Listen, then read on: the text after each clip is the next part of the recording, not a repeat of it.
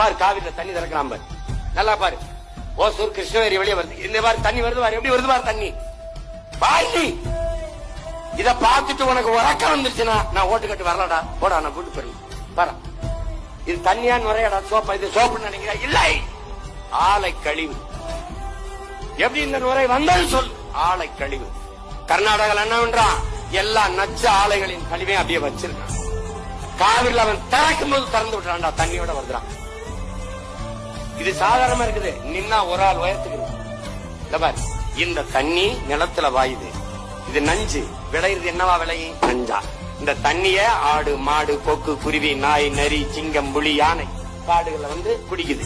அது என்ன ஆகும் நீ யோசிச்சுக்க. இதைத்தான் நாமும் குடிக்கிறோம். என்ன ஆகும்னு கற்பனை பண்ணி பார்த்து.